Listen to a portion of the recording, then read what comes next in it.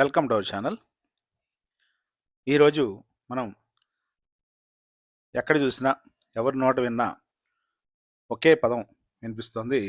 అది సిర్ లేదా సర్.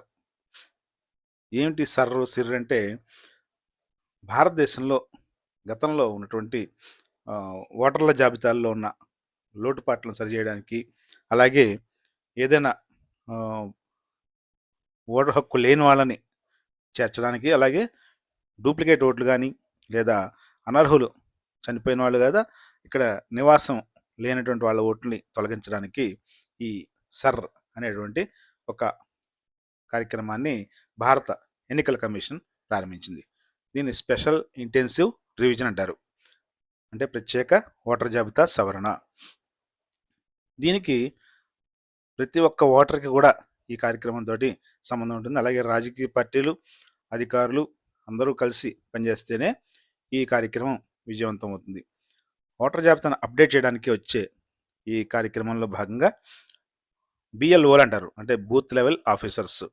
వీళ్ళు ఇంటింటి వెరిఫికేషన్కి వచ్చి మనల్ని 4 కేటగిరీలుగా విభజిస్తారు. వీటిలో కేటగిరీ 1లో 1/7/87 కంటే ముందు పుట్టిన వాళ్ళు, అలాగే 2003 ఓటర్ల జాబితాలో ఉన్నవాళ్ళు ఈ కేటగిరీ 1 కిందకు వస్తారు. వీళ్ళు ఈ సర్లో ఏం చేయాలి? వీళ్ళకి సంబంధించి పాత ఓటర్ జాబితాలో ఉన్న పేరు సరి చూసుకుంటే సరిపోతుంది. వీళ్ళేమి డాక్యుమెంట్స్ ప్రొడ్యూస్ చేయాల్సిన అవసరం లేదు. ఇక రెండవ కేటగిరీ 2, 1/7/87 కంటే ముందు పుట్టారు కానీ 2003 జాబితాలో వాళ్ళ పేరు లేదు. వీళ్ళు మొత్తం ఒక 11 రకాల డాక్యుమెంట్స్ని ఈ ప్రూఫ్గా చూపించమని చెప్పి, అంటే 11 రకాలు ఏదో ఒకటి చూపించమని చెప్పి ఎన్నికల సంఘం కోరుతోంది. దాంట్లో ప్రధానంగా పౌరసత్వం లేదా తల్లిదండ్రుల జన్మస్థలం లేదా వారికి సంబంధించిన నివాసానికి సంబంధించిన ప్రూఫ్ని ఈ ప్రధాన డాక్యుమెంట్గా అనుమతిస్తారు. ఇక మూడవ కేటగిరీ 1/7/87 తర్వాత 1/12/2004 కంటే ముందు పుట్టిన వాళ్ళు. వీళ్ళకి సంబంధించి డాక్యుమెంట్ ఏం కావాలో చూద్దాం. ముందుగా ఈ ఓటర్కి సంబంధించి సొంత డాక్యుమెంట్, అంటే నివాసానికి సంబంధించినటువంటి ప్రూఫ్, అలాగే తల్లి తండ్రిలో ఏదో ఒక డాక్యుమెంట్ కావాల్సి ఉంటుంది. అయితే తల్లిదండ్రుల పేరు 2003 జాబితాలో ఉంటే అది ఒక డాక్యుమెంట్గా అంగీకరిస్తారు. ఇక నాలుగవ కేటగిరీ 1/12/2004 తర్వాత పుట్టిన వాళ్ళు. వీరికి సంబంధించి వాళ్ళ యొక్క బర్త్ సర్టిఫికెట్, అలాగే తండ్రి డాక్యుమెంటు, తల్లి డాక్యుమెంటు తప్పనిసరిగా సమర్పించాల్సి ఉంది. అంటే ఇక్కడ తల్లిదండ్రులకు సంబంధించిన డాక్యుమెంట్ అంటే వాళ్ళ యొక్క ఓటర్ జాబితాలోని పేరు లేదా వారికి సంబంధించిన బర్త్ సర్టిఫికెట్, ఇతరత్ర ఏవైనా కానీ చూపించవచ్చు. ఈసీఐ విడుదల చేసిన అధికారిక జాబితా ప్రకారం ఈ 11 డాక్యుమెంట్స్ ఏమిటో ఒకసారి చూద్దాం. ప్రభుత్వ ఉద్యోగులు లేదా పెన్షనర్లు అయితే వాళ్ళ యొక్క ఐడి కార్డు, లేదా కేంద్ర రాష్ట్ర ప్రభుత్వాలు అయితే పబ్లిక్ సెక్టర్ ఇన్స్టిట్యూషన్స్ కానీ ఇచ్చినటువంటి ఐడి కార్డ్స్, ఇది ఒక ప్రూఫ్గా పనిచేస్తుంది. అలాగే 1/7/87 కంటే ముందు ఇష్యూ అయిన ఐడి, అలాగే ప్రభుత్వం లేదా bank, post office, LIC, public sector undertakings నుంచి ఇచ్చినటువంటి ఐడి కార్డు, అలాగే సంబంధిత అధికారి ఇచ్చినటువంటి బర్త్ సర్టిఫికెట్, లేదా 4వది పాస్పోర్టు, 5వ document 10th class mark list లేదా డిగ్రీ సర్టిఫికెట్. ఇవి గుర్తింపు పొందినటువంటి బోర్డు లేదా యూనివర్సిటీ నుంచి పొందినది అయి ఉండాలి. అలాగే పర్మనెంట్ రెసిడెన్స్ సర్టిఫికెట్, ఇది స్టేట్ లెవెల్ అధికారి ఇచ్చి ఉండాలి. 7వది అటవీ హక్కుల పత్రం, ఇవి కొందరికే ఉంటాయి. 8వది కుల ధృవీకరణ పత్రం, అంటే ఓబీసీ, ఎస్సీ, ఎస్టీ, ఈడబ్ల్యూకి సంబంధించి కుల ధృవీకరణ పత్రాన్ని కన్సర్న్డ్ ఆఫీసర్ అంటే తహసీల్దార్ ఇచ్చినటువంటి సర్టిఫికెట్ సరిపోతుంది. ఇక ఫ్యామిలీ రిజిస్టర్, ఇది లోకల్ అఫీషియల్స్ తయారు చేసినటువంటి రిజిస్టర్. దీనిలో ఉన్నా కూడా అది ఒక డాక్యుమెంట్గా పనిచేస్తుంది. అలాగే ప్రభుత్వం ఏదైనా కనుక ఇల్లు కానీ భూమి కానీ కేటాయించినట్లయితే వాటికి సంబంధించిన ఆ డాక్యుమెంట్ని కూడా మనం ప్రొడ్యూస్ చేయవచ్చు. ఆధార్ కార్డు, ఇది గుర్తింపు కోసం మాత్రమే పనిచేస్తుంది, పౌరసత్వం కింద పనిచేయదు. ఈ డాక్యుమెంట్స్ని మనం ఏదో ఒక దాన్ని ప్రొడ్యూస్ చేయగలిగితే మన యొక్క ఓటర్ల జాబితాలో మన పేరు ఉంచడం, అలాగే కొత్తగా చేర్చడం అనేది జరుగుతుంది. ఈ సర్కి సంబంధించి ముఖ్యమైన తేదీలను ఒకసారి చూసినట్టయితే జూన్ 14 నుంచి ఆల్రెడీ ఈ సర్ స్టార్ట్ అయింది. జూలై 10 వరకు ఈ బిఎల్ఓలు ఇంటింటికి వచ్చి వెరిఫికేషన్ చేస్తారు. తర్వాత 11 జూలై నుంచి 2026 11 జూలై నుంచి డ్రాఫ్ట్ ఓటర్ జాబితా విడుదల చేశారు. తర్వాత 12 జూలై 2026న మన యొక్క పేరు లేకపోతే మనం అభ్యంతరం పెట్టడం లేదా క్లెయిమ్ చేయడం అనేది చేయవచ్చు. 15 జూలై నుంచి ఫైనల్ ఓటర్ జాబితా అనౌన్స్ చేస్తారు.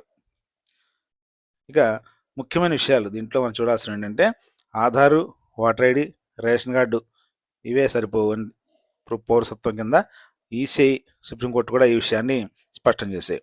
2003 జాబితాలో పేరు ఉంటే ఎటువంటి డాక్యుమెంట్ అక్కర్లేదని కూడా చెప్తున్నారు. ఒకవేళ పేరు తొలగించినట్టయితే ముందు నోటీస్ ఇచ్చి మీద వాదన విన్న తర్వాత మాత్రమే పేరు తీసేయాలి. అలాగైతే తీసేసినట్టు కాదనమాట. లేకపోతే అలాగే స్కామ్ అలర్ట్స్ కొన్ని ఈ సర్ మాటున జరుగుతాయి. ఎందుకంటే కొంత వెరిఫికేషన్ ఫీజు కావాలని లేదా త్వరగా పూర్తి చేయడానికి ఛార్జీ కావాలని ఎవరైనా అడిగితే కనుక అటువంటివన్నీ కూడా ఫేక్.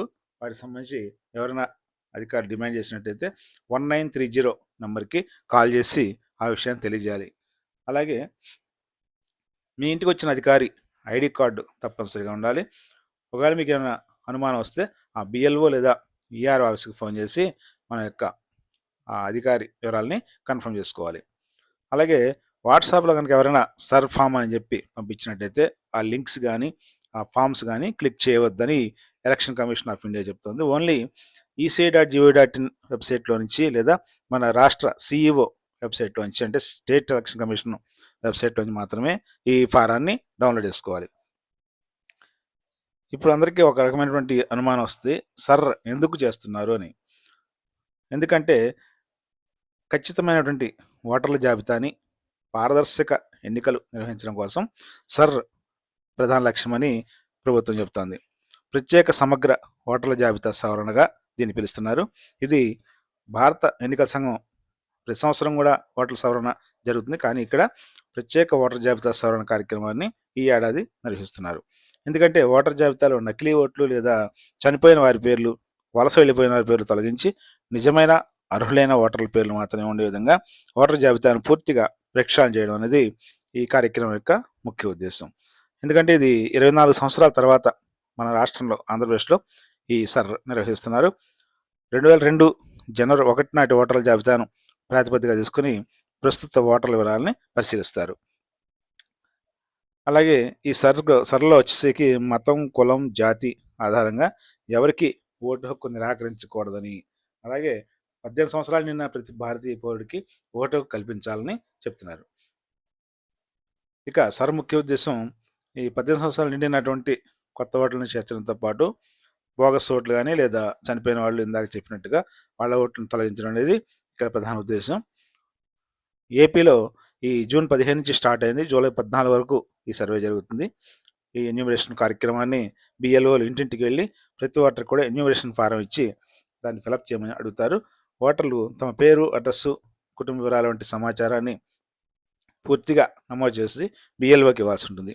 ఇది జూలై 14 నాటికి పోలింగ్ కేంద్రాల రేషనలైజేషన్ కంప్లీట్ అయిపోతుంది.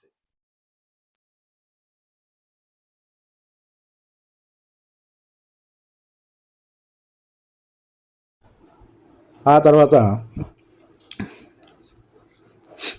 ఒక పోలింగ్ స్టేషన్ గరిష్టంగా 1200 ఓటర్లు మాత్రమే ఉండే విధంగా ప్రభుత్వం చర్యలు తీసుకుంటుంది.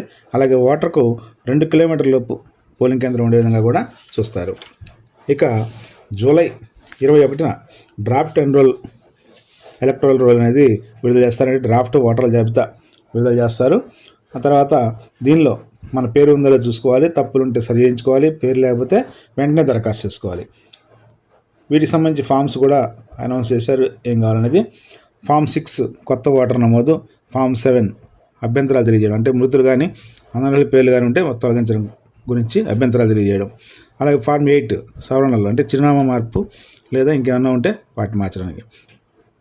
రాజకీయ పార్టీలకి ఈ సర్కు సంబంధించినటువంటి వివరాలని ఎప్పటికప్పుడు ఎలక్షన్ అధికారులు అందజేస్తారు. జూలై 21 నుంచి ఆగస్టు 20 వరకు క్లెయిమ్స్, అభ్యంతరాలు స్వీకరిస్తారు. జూలై 21 నుంచి సెప్టెంబర్ 18 వరకు క్లెయిమ్స్ అభ్యంతరాలు పరిశీలిస్తారు. సెప్టెంబర్ 22న ఫైనల్ ఎలక్టరల్ రోల్ విడుదల చేస్తారు. ఈ కింది వాళ్ళకి మనకి అధికారులకు సంబంధించి ఏదైనా డౌట్స్ ఉన్నట్టయితే మన దగ్గరలో ఉన్నటువంటి బిఎల్ఓని కన్సల్ట్ అవ్వచ్చు. అలాగే కొత్త ఓటు అలాగే సవరణ కోసం దరఖాస్తు చేసుకోవచ్చు. ఈ సమయంలో బిఎల్ఓ సాధారణంగా ప్రతి ఇంటిని 3 సార్లు సందర్శిస్తారట. ఇంటి వద్ద అందుబాటులో లేకపోతే లేదా ఉద్యోగరీత్యా ఇతర పట్టణాలు లేదా రాష్ట్రాల్లో ఉన్న వాళ్ళైతే ఆన్లైన్ ద్వారా ఆ ఫారాన్ని నింపే అవకాశం కూడా ఎలక్షన్ కమిషన్ కల్పిస్తుంది. voters.eca.gov.in ద్వారా ఈ నమోదు లేదా సవరణ చేసుకోవచ్చు. ఓటర్ చేయాల్సిందల్లా ఏంటంటే బిఎల్ఓ వచ్చినప్పుడు మనం సరైనటువంటి వివరాలని వాళ్ళకి తెలియజేయాలి. అలాగే తప్పులు ఏమైనా ఉంటే సవరణకు కూడా దరఖాస్తు చేసుకోవాలి. ఒకే వ్యక్తికి 2 చోట్ల ఓటు ఉన్నట్టయితే ఒకటి స్వచ్ఛందంగా తొలగించుకోవాలి. 18 సంవత్సరాలు నిండిన వాళ్ళు తప్పనిసరిగా ఓటర్ జాబితాలో పేరు నమోదు చేయించుకోవాలి. ఇంకా ఈ